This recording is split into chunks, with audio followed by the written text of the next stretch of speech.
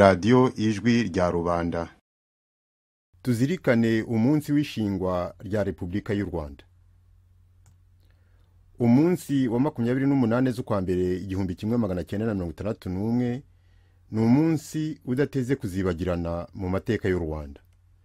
Ni umunsi intumwa za rubanda zaturutse mu makomine yose y'igihugu zateraniye igitarama kuri stade ya Demokarasi, maze zifata ibyemezo byo kuvanaho umwami Kigeli wa gatanu Ndahindurwa, guca mu Rwanda ubutegetsi bwa cyami, gushyiraho ubutegetsi bushingiye ku matwara ya Repubulika. Uwo munsi intumwa za rubanda zaciye ingoma ya Karinga iteye isoni n'ishozi, yari ikirangantego cy'ubutegetsi bwa Gitutsi, zishyiraho ikirangantego cy'ibendera rigizwe n'amabara atatu: umutuku, umuhondo n'icyatsi kibisi. Intumwa za rubanda zatoye perezida wa Repubulika ariwe Nyiricyubahiro Dominiko Mbonyumutwa, zishyiraho inzego z'ubutegetsi bwa Repubulika, izishinzwe gushyiraho amategeko n'iz'ubutabera. Uwo munsi Minisitiri w'Intebe Nyiricyubahiro Gerigori Kayibanda yatangaje guverinoma ya mbere ya Repubulika y'u Rwanda, maze intumwa za rubanda zitaha mu makomine zaturutsemo zishimye bitavugwa, zijya gusakaza hose inkuru itagira uko isa ko zashyizeho ubutegetsi bwa rubanda. Ku itariki ya 28 z'ukwa mbere 2018, ku munsi ngarukamwaka w'ishingwa rya Repubulika y'u Rwanda, radiyo ijwi rya rubanda yahaye urubuga Madamu Claire Mukamugema, Madamu Madeleine Bicamumpaka na Bwana Valens Maniragena, maze batuganirira ku birebana n'icyo gikorwa cy'amateka kidateze kuzibagirana. Iki ni igice cya kane ari nacyo cya nyuma cy'ibyavugiwe muri icyo kiganiro cyo kuzirikana isabukuru y'imyaka 57 u Rwanda rumaze rushyizeho imitegekere ishingiye kuri Repubulika. Nuko murakoze. Intwararumuri zariho, intwararumuri zirahari, kandi n'intwararumuri zizavuka. Icyangombwa nuko yenda mu biganiro nk'ibi ngibi habonekamo abavuga bati yewe nari najenjetse, nari niyicariye, numvaga ntakibyitaho, ariko noneho nkwiye gutekereza ku bundi buryo no gukora ku bundi buryo. Kuko nkuko mpora mbivuga, hari abirirwa bahiga amakuru gusa bavuga batese none byagenze bite, isi cyasohotse ni igiki, bakirirwa biruka inyuma ya buri kibuye gihiritswe n'ubonetse wese, aho kugira ngo batekereze bati ibintu bimeze gutya, njye uruhare rwanjye n'uruhe, nkora iki, akirirwa ateze ibirava handi.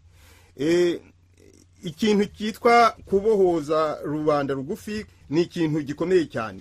Nk'ubu ngubu hari benshi bataka, bakomeza kuvuga bati bavuga ngo ni Kagame, aho kuvuga ngo FPR inkotanyi, kuko ziriya nkotanyi nkoramaraso zaje zifite gahunda yazo, kandi imyaka 20 yose zayishyize mu bikorwa. Baravuga ngo ni Kagame.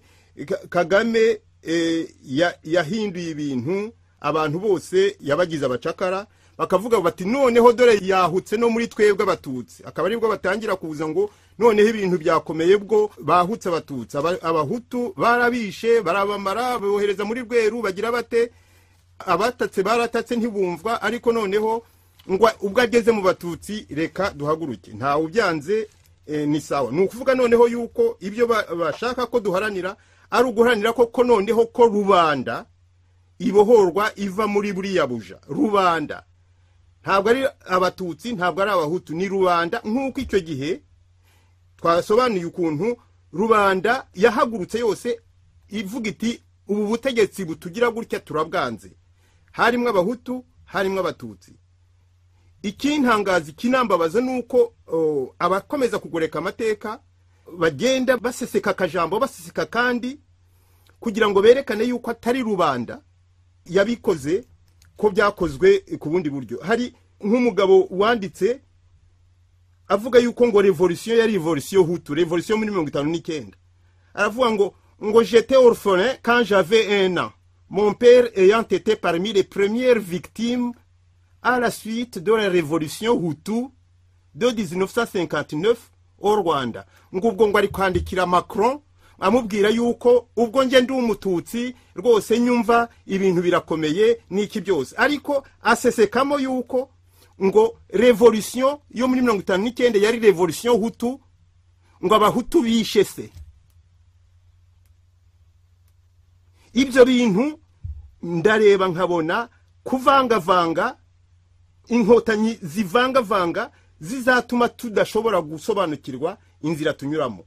Nk'ubwo iyo bagenda bagoreka amateka aho kuvuga revolution rwandaise akagenda avuga ngo revolution de 59 ngo yari victime w'abahutu alors que ari abahutu barapfuye icyo gihe twatanze n'ingero hari n'izindi zazaza ari abatutsi barapfuye ariko bariya bo bagiye banahunze baherekejwe. Nge ndiruka yuko abatutsi icyo gihe muri 59 bagenda rwose abaturage wacu babikorereye ibyo bari bahunganye barabajyana babageza ku kabaya babategera ikamyo barabaherekeza ndetse hariho n'ababaherekeje kugira ngo nibagerayo baje kubapakuruza n'ibiki byose.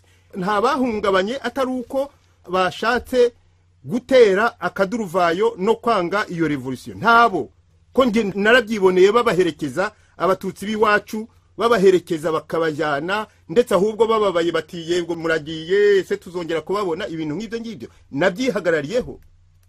N'ahandi wenda mu tundi turere naho nuko hari n'abatutsi bagiye bahunga bagahungana inka ugahungana inka 200 300 uzivanye mu bikingi wari ufite by'intuza ngo kubera yuko udashobora kumva yuko wangana wareshya n'abandi wari usanzwe uhatse akaba ari cyo gituma ugenda. Hanyuma barangiza abantu bakirirwa bashima ngo noneho ngo rwose ngo yandikiye ngo president ngo France ngo ni byiza byose kandi ariho anaseseza ideology ya indi yo kuvuga ngo abahutu muri 59 barishe none abahutu 90 kangahe barishe ibiki byose n'ibiki byose. Ibyo bintu abatabyamagana cyangwa se abatabibona sinzi uko bimeze. Nicyo cyatumye navuze nti Claire natubwire niba ari ibyo numvise yuko abatutsi baho papa we mbonye umutwa yategekaga ari sushefu niba ari bo koko bahagurutse mbere y'abandi bavuga bati twe tugiye kwamagana ibi bintu. Aravuga ati nibyo koko ni ibintu by'amateka ntabwo ari ibintu byo guhimba. Ahubwo bene nk'aba ngaba bazaje basobanura uwo papa we yari iki yirukanswe n'iki byagenze bite kugira ngo twumve context kuko niba yarahohotewe tubigarukeho ariko ntabwo abamuhohoteye wenda ari ukuvuga ngo nukubera ko ari abahutu nukubera context yatumye agwa muri ibyo ngibyo nabyo nukubyiga ariko nagira ngo bazaze dufatanye gusobanura amateka y'icyo gihe be gukomeza kujya bavuga ngo revolution ngo yari revolution hutu ngo ntabwo yari revolution populaire ntabwo yari revolution rwandaise.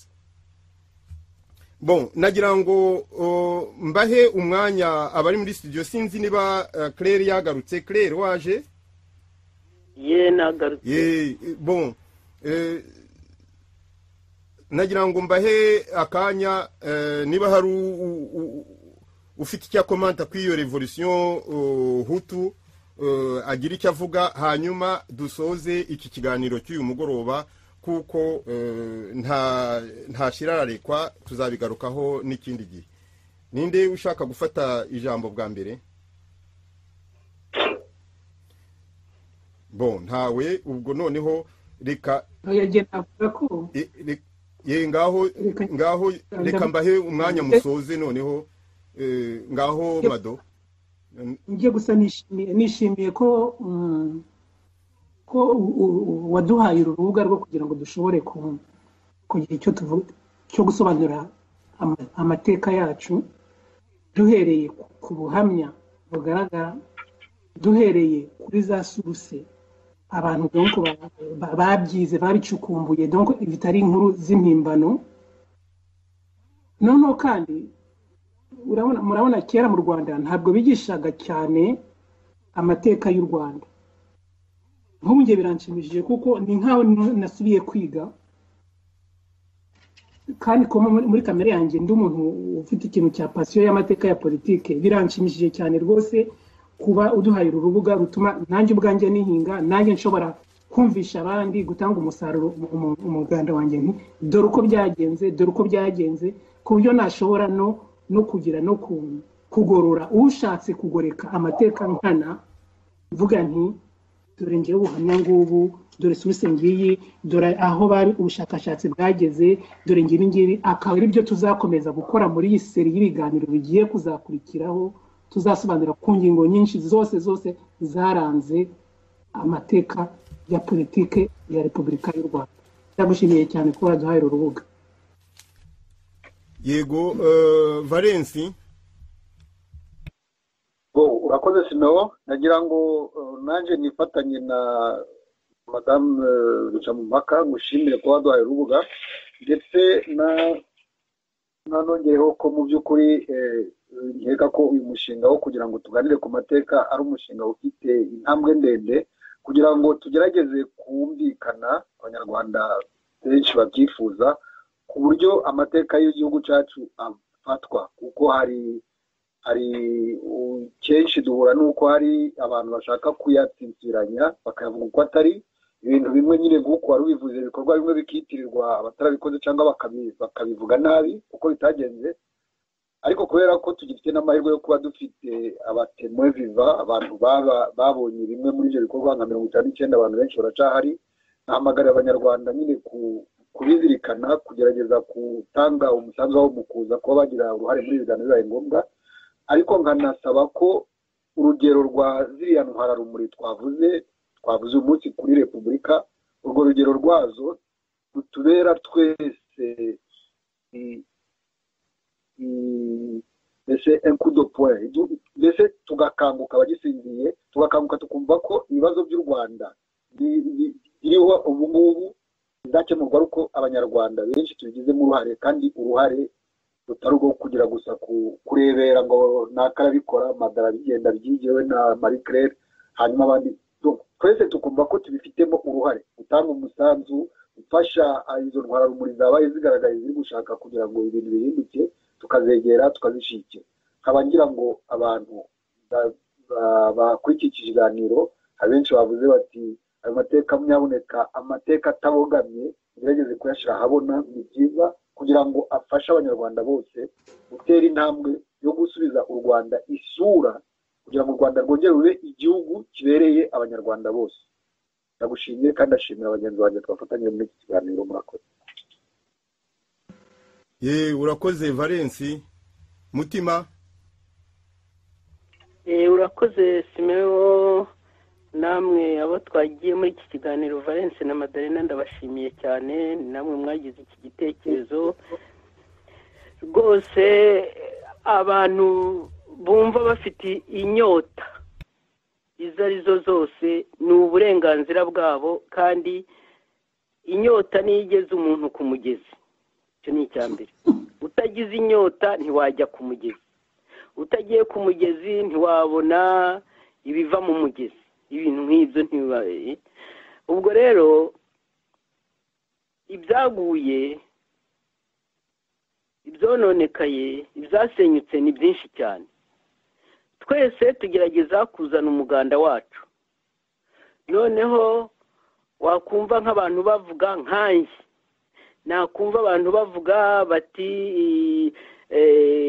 ibi byagenze bitya, nuko nta rugero runjemo mu bintu bafudika, nkavuga nti no, siko nabibonye, siko mbizi. Nakumva radiyo yashinzwe ivuga iby'abanyarwanda nkayijyaho, nkajya kuvuga bya bindi. Ni byiza rwose ko haba hariho unkurikira, ariko kumbaza tese muzabona igisubizo ryari, nanga kwirarira. Nkabwira nti deja kwiyandika mu mateka, abantu bari hanze ntibongere kumva ko dufite ipfunwe ngo baduhanagure babeshye ngo ibintu byagenze bitya. Naravuze ku maradiyo bigezeho Karekezi sinzi byamushituye, arivuga avuga ko yakubise Mbonyumutwa, kandi abandi bumvishaga hari ko Mbonyumutwa ari we wateye, ari we wagiye agatera mu by'Imana. Ntavuze ukuntu yaraje kwishura. Naho rero ngewe nzagarukira ntanga umuganda wanjye niwo nshoboye, ni nawe nishimiye, no kuba nkugezeho nkaba nkushobora ubu ngubu ntabwo byanyoroheye. Maze rero ntawe nzabuza kuvuga ibigwi, ntawe nzabuza guhamagara abantu kuri radiyo, ariko ngiye singiye kubabwira ngo nza kandi si ukuvuga ngo ndabaca intege, ntabaca intege neze ko umuntu agira igihe cye n'umuntu akagira ibyo avuga, ahubwo nabaca intege mbizeza ibindi ntashoboye. Ubwo rero ndabashimiye rwose abantu bazajya baza kuvuga bati mutubwire uko byagenze, tumenye ukuri, tuve mu gihu cy'abatutsi, cy'abahutu, cy'abanyenduga, cy'abatwa. Aho ngaho nzaza mbereke kuko wenda tuzagera n'igihe namwe ubwanyu mutekereza mutari ko kuko biriya bintu uko bitwicisha aho kudukiza, twashatse indi sisitemu nk'uko n'ibindi bihugu byose bivuga biti wenda twahingishaga isuka, none tugiye kuzajya duhingisha imashini. Twaretse gutekereza yuko umuntu azaba hari uko bamuhakwaho, nka buriya abantu bari mu Rwanda bakareka kuvuga ngo ni ugusenga Paul, ngo ejo ngo reka ntivana naho narindi, ngo ejo yego koko ntabwo nanga umuntu wirwariza, ariko nibura wenda shakisha nawe mu magambo make wigwa mu mutego ngo wizihirwemo, ahubwo uzaze kuvuga ari uko abandi bawugukuyemo kandi batazaboneka uzawuheramo. Ubwo rero ni byiza kubaza abantu icyo bazakora ngo iki, ariko baza se nawe uze kuri iyi radiyo nyine utubwire icyo uzakora, twe ututungira agatoki, noneho abantu binanirwe ariko babatungiye agatoki. Ngaho muramukeho. Murakoze cyane, murakoze rwose kuba mwashoboye gufata umwanya ungana gutya kugira ngo muganirize abanyarwanda kuri uyu munsi ngarukamwaka, umunsi twibukaho ibyabaye kuri 28 z'ukwa mbere 1961, ari wo munsi hashyizweho repubulika, ubwami bugasezererwa, noneho abenegihugu bagatangira kwishyira bakizana bakisanzura. Twavuze yuko mu gihe kiri imbere, ubwo ni gahunda twemeje uko turi bane, yuko tuzashaka ukuntu nibura rimwe cyangwa kabiri mu kwezi twajya tureba icyo twavugaho mu mateka nyarwanda, mu mateka y'u Rwanda, none wenda tukabiha umwanya uhagije, ariko abanyotewe no kumenya uko ibintu byagenze ntibakomeze kugira ipfunwe cyangwa se ntibakomeze gukurikira abafite propagande zindi bashaka gutambutsa. Tukagendera kuri za fait historique, ibyabaye ukerekana aho byabereye, ukerekana igihe byabereye, ukerekana ababikoze, atari ibintu gusa byo kwitekerereza ugakubita aho ngaho, noneho abiruka inyuma y'ikibuye bakagitomera inyuma. Ubwo tuzabagezaho za gahunda z'ibyo biganiro. Ndabashimiye rwose kuba namwe banyarwandakazi mwakurikiye iki kiganiro. Nagira ngo ababishaka mufite critique cyangwa se ibyo mushaka kuvuga kuri iki kiganiro, muzohereze kuri Radio Ijwi rya Rubanda, kuri email y'Ijwi rya Rubanda, mwohereze critique zanyu, cyangwa se muzohereze kuri WhatsApp y'Ijwi rya Rubanda. Nimero ya WhatsApp murayifite kandi iri no kuri website, ku buryo uwashaka gutanga critique cyangwa se ubugororangingo cyangwa kuvuga ati twifuza ko n'ubutaha mwavuga kuri iki n'iki byose, icyo gihe mushobora kubimenyesha, noneho tukazabizirikana tukazabitekerezaho. Nagira ngo mbonereho kandi no gusaba abadukurikira bose gutangira gutegura za curriculum vitae z'abarwanashyaka cyangwa se abantu b'ingenzi b'imena bumva bazi neza, bakazitegura mu nyandiko batubwira neza uko babazi, kugira ngo igihe kimwe mu gihe tuzaba tuvuga nk'ibyo by'amateka tuzajye tubona ibintu bya referanse.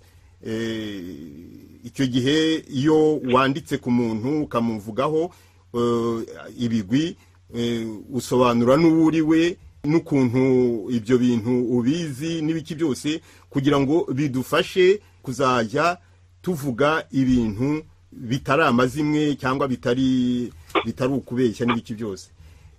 Nagira ngo mbonereho kandi n'ababishoboye abadukurikira baba bari mu Rwanda cyangwa hanze kunyoherereza ibitabo by'amateka de manuel d'histoire bigisha mu mashuri yaba ayisumbuye cyangwa se mu mashuri za kaminuza cyangwa se mu ngando, ibitabo bakoresha bagenderaho basobanura iby'amateka, kugira ngo tuzabisuzume turebe niba harimo ibikwiye kugororwa, tuzabwire ababyandika cyangwa ababikoze, tubabwire tuti nyamara aha n'aha mwarahibeshye, aha n'aha dore uko ibintu byari bimeze n'ibiki byose.